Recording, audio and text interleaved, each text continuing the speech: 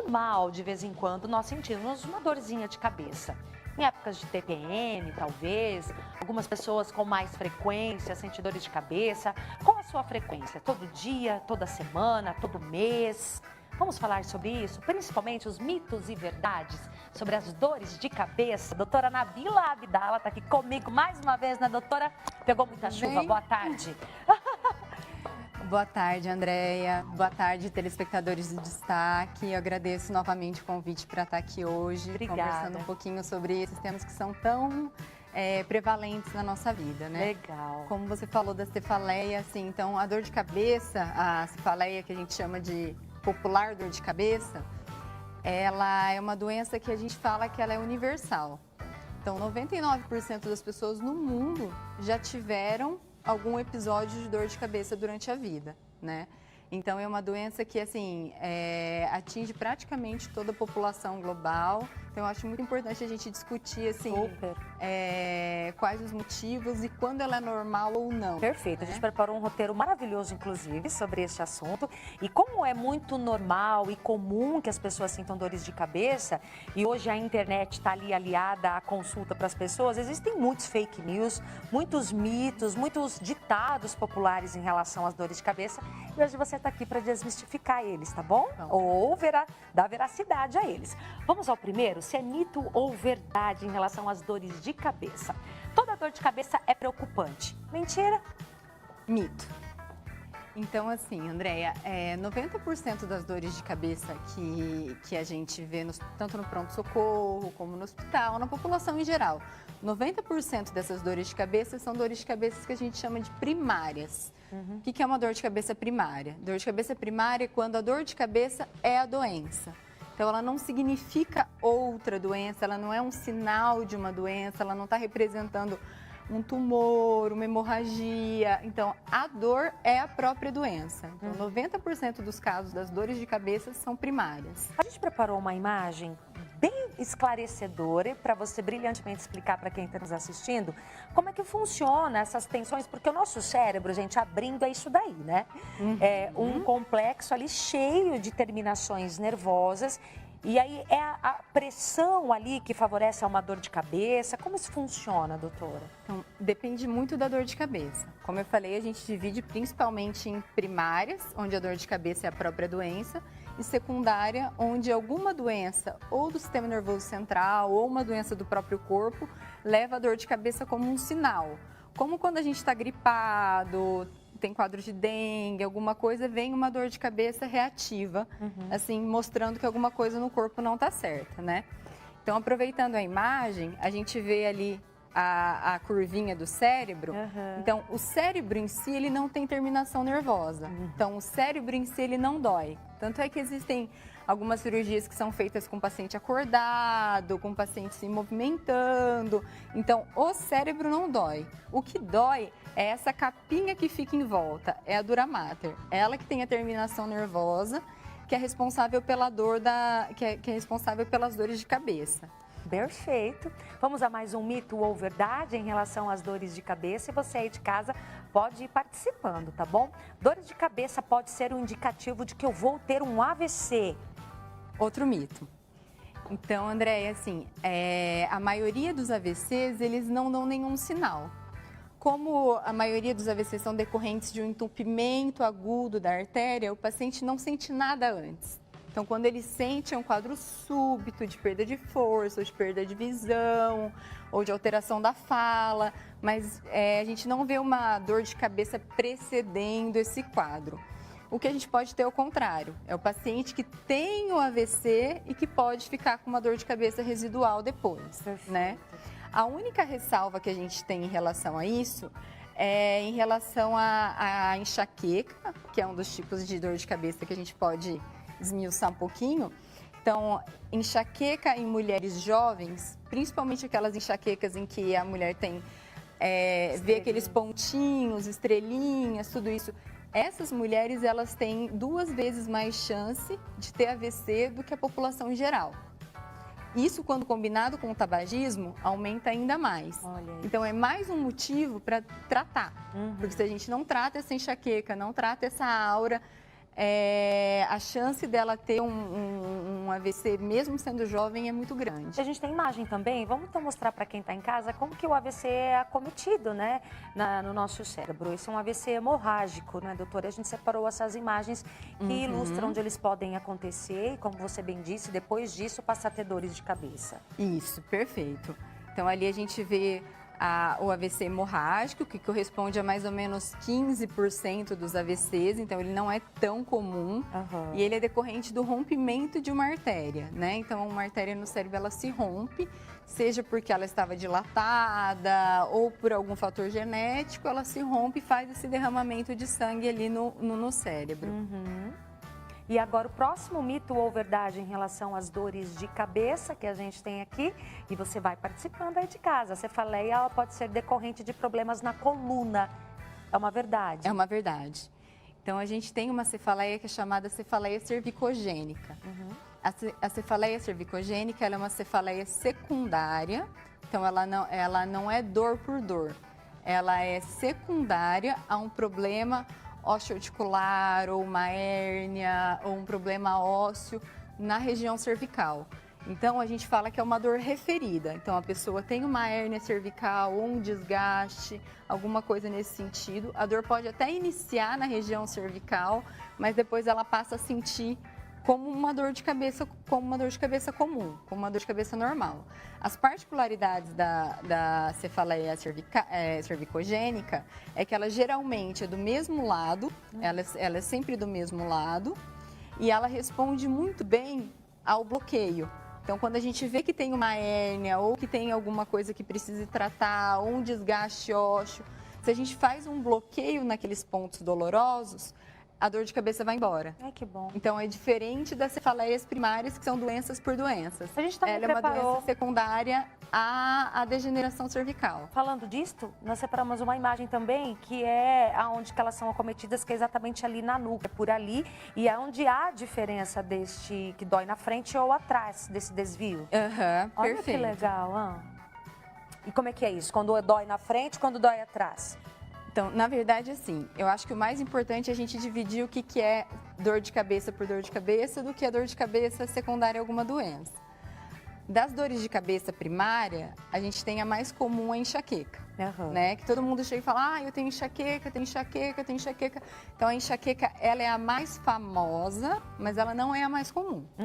A enxaqueca, ela se apresenta com uma dor de forte intensidade, geralmente unilateral, é uma dor que é praticamente incapacitante, então a pessoa, ela perde dia de trabalho, ela perde rendimento no trabalho, ela tem muita sensibilidade à luz, sensibilidade ao som, vontade de vomitar, muitas vezes vômito. Então, a enxaqueca ela é a segunda dor de cabeça mais comum primária. A primeira é a que a gente chama de cefaleia tensional, que vem decorrente da tensão mesmo da musculatura aqui cervical e pericraniana, e que é aquela dor de cabeça que geralmente começa mais para o fim do dia, de moderada intensidade, que você vai ficando mais cansado, um dia mais irritado, mais cansado, um dia mais corrido, e vai vindo aquela dorzinha, mas que não te incapacita de fazer as atividades normais. Muito bem, vamos às participações que já estão chegando. A gente está ao vivo no 3027-9623. Dor de cabeça, como diz, é frequente, então tem muita gente participando. A Rosana Fantin está aqui com a gente. Sinto dores de cabeça quando eu passo nervoso. Por que isso acontece? Por que será? Então, provavelmente, é a dor de cabeça mais comum, é a tensional. Então, passou um dia mais estressado, passou um dia mais cansado, alguma coisa, e chega no final do dia, vem aquela dorzinha pela própria contratura da musculatura pericraniana. Aí é relaxar, né? Não tem outro jeito, né? Para poder aliviar as dores de cabeça. A Priscila, do Jardim Lice, também está com a gente. Às vezes tenho dor de cabeça que chega a embaçar a minha visão. Seria uma dor decorrente de problema na vista? Eu não uso óculos. Então, vamos lá, Priscila. Não necessariamente. Se o seu tipo de dor for do tipo de dor da enxaqueca, a enxaqueca ela pode se apresentar com uma característica especial que chama aura. A aura ela é um problema que precede a dor, então ela vem antes da dor.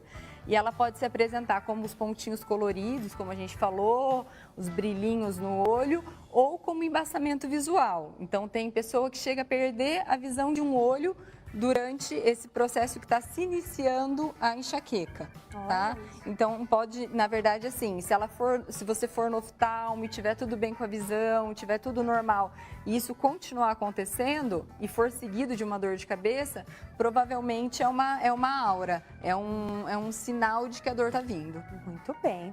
Mais uma participação bem interessante essa pergunta. Olha, quando eu fico muito tempo sem comer, eu acabo tendo crises de enxaqueca. Por quê? É a Gislaine do Jardim Alvorada que pergunta pra gente. Gislaine, a enxaqueca ela é uma doença muito individual. Então, assim, ela é uma doença que é genética, então é uma predisposição genética, a pessoa já nasce com ela. E ela vai ter períodos de exacerbação e períodos de remissão ao longo da vida, ao longo, assim, do dia a dia, dos nossos hábitos e tudo isso. Os gatilhos para começar essa dor são muito individuais. Então, antigamente a gente falava assim, não pode comer queijo, não pode tomar vinho, não pode tomar Coca-Cola, não pode comer chocolate. Verdade. Então, isso caiu por terra. A gente sabe que isso não existe. Cada pessoa tem um gatilho individual. Então, no caso dela, é ficar sem comer. Então, fico muito tempo sem comer, desencadeia a minha enxaqueca. Perfeito. Tem gente que fala assim, olha, eu chego no trabalho, se eu sinto um cheiro de perfume doce, acabou meu dia. Olha, Que o cheiro do perfume é o gatilho para começar a dor. olha aí, muito pontual, né? Muito particular cada.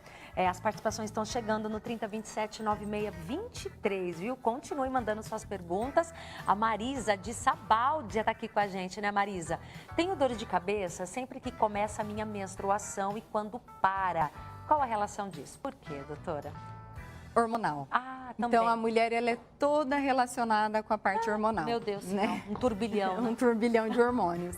Então, o gatilho para iniciar as dores de cabeça é essa mudança hormonal. Então, como tem a mudança no início da menstruação e depois no final da menstruação, é o que leva a desencadear as dores. Então, nesse caso, a gente pode optar por um tratamento durante o mês todo para evitar essas dores, ou só durante o período menstrual, se for só nesse período mesmo. Então, a gente tem que conhecer o que causa a nossa dor, a gente tem que conhecer os gatilhos, acompanhar como essa dor acontece, de que forma que ela vem, para a gente poder, assim, delimitar um tratamento mais adequado e mais individualizado. Muito bem, né? Bem particular cada uma mesmo. Maiara aqui com a gente, Maíra, perdão, é a Maíra. Eu sinto uma dor de cabeça muito forte, quase todos os dias. E parece que a dor é por fora da cabeça, até na nuca. O que pode ser? Ela vê que ela até diz onde começa a dor, né? E aonde vai, né, Maíra? E aí? Maíra, pode ser uma dor de cabeça do tipo tensional, como a gente falou. Pode ser uma dor de cabeça cervicogênica, que é decorrente de alguma lesão na cervical, então algum desgaste, hérnia. Às vezes o desgaste do amortecedor que a gente tem ali entre as vértebras, ele vai ficando mais endurecido e vai gerando essas dores. Então a gente precisava saber um pouquinho mais de como se comporta essa dor e fazer alguns exames para saber se tem algum desgaste na parte cervical, alguma coisa que tá desencadeando a dor, ou se é uma dor primária. Muito bem. A Rafa tem uma pergunta bem interessante, né, Rafa? Rafaela Henriques. Eu tenho dores de cabeça todos os dias. Muitas vezes eu tenho que ir para o hospital. Já fiz exames com neuro, mas nunca deu nada. Eu devo me preocupar? Aí eu aproveito a pergunta dela, que tem dores de cabeça quase todos os dias e nos exames clínicos parece que não é diagnosticado nada. Quando que a pessoa deve se preocupar? Tem uma campanha que começou há uns 3 anos atrás, Andréia, que chama 3 é demais. Então, o que eles pregam é que mais que 2 dias de dor de cabeça forte, que te incapacita, que muda a sua rotina durante um mês, então mais que 2 episódios de dor de cabeça importante durante o mês, já é motivo para você procurar um atendimento com um neurologista para fazer um acompanhamento. Então, geralmente a gente começa com medidas assim comportamentais, melhora do sono, melhora da alimentação. Dependendo do caso, a gente já inicia com a medicação preventiva. que daí é diferente daquele remédio que a gente toma para cortar a dor. É um remédio para prevenir que essas dores apareçam, para dessensibilizar esse cérebro que está ali reativo todo dia dor, todo dia dor, todo dia dor. Então, se preocupar. E no caso dela que fez os exames e não dá nada, e essa dor persiste. Então, é uma dor primária. É uma dor primária. Então, é dor por dor. Conviver com a dor, doutora? De forma alguma. Remédio? Existe medicação? Existem tratamentos muito eficazes para a gente, assim, realmente abolir as dores de cabeça. O que a gente precisa saber é conhecer que tipo de dor de cabeça que essa pessoa tem. Se for uma dor de cabeça primária, então, mudar alguns hábitos, descobrir quais são os gatilhos e usar a medicação que previne a dor de cabeça. O tratamento, ele tem começo, meio e fim, a gente fala. Então, o paciente geralmente usa o medicamento 6 meses, 1 ano, e esse efeito persiste. Então, mesmo que depois que para o remédio, a pessoa continua sem dor de cabeça. Isso é ótimo. Importante saber que existe sim tratamento que jamais deva viver com dor. Exatamente. É o que a gente fala. Não tem motivo hoje mais para a pessoa conviver com dor de cabeça. Isso é ótimo. Muito bom. A Elaine de Sarandi também está aqui, né, Elaine? Tem dor de cabeça sempre. Vomito e adormecem as minhas mãos e os meus pés. É normal?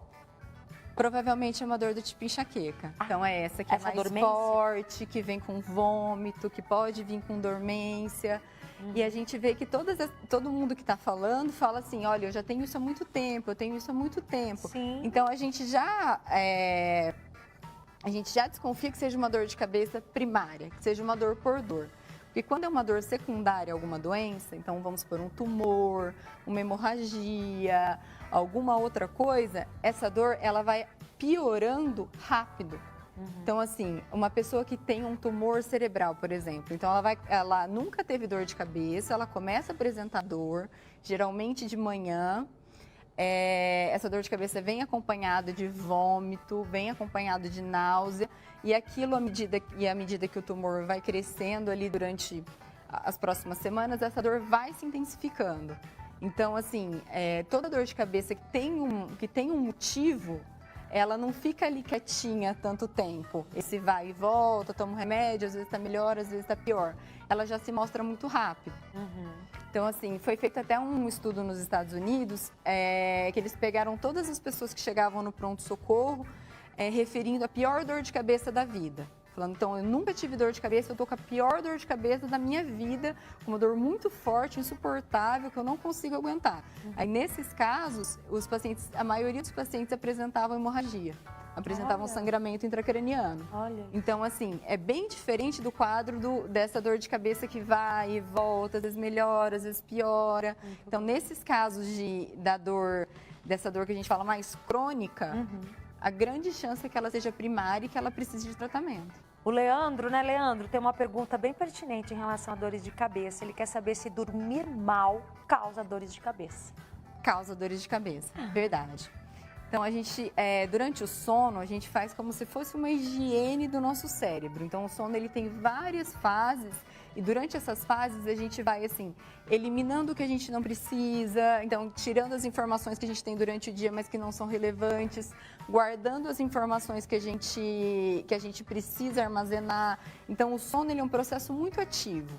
Então, o fato da gente não dormir sobrecarrega o cérebro e gera dor de cabeça. Muito bem. A Thaís tem uma pergunta que eu acho que é bem em relação até para falar se é mito ou verdade, que a gente escuta falar muito isso. Tenho muita dor de cabeça desde que eu tive meu último filho, foi cesárea. Alguma relação com isso?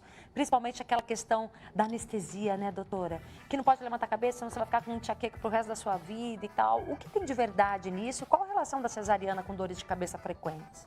Provavelmente para cesariana, então, ela foi feita a punção lombar. E realmente, quando a gente faz a punção lombar, tira um pouquinho do líquor ou injeta o anestésico, se o paciente levanta muito rápido ou se ele não é hidratado suficientemente, ele pode ficar com uma dor de cabeça residual. Mas essa dor de cabeça tem um tempo. Legal. Ela não dura para sempre. Então, no caso dela, provavelmente ela desenvolveu uma dor de cabeça ou enxaqueca ou tensional depois da segunda gestação. Então faz sentido. Faz sentido. Muito bem, doutora Nabila, muito obrigada.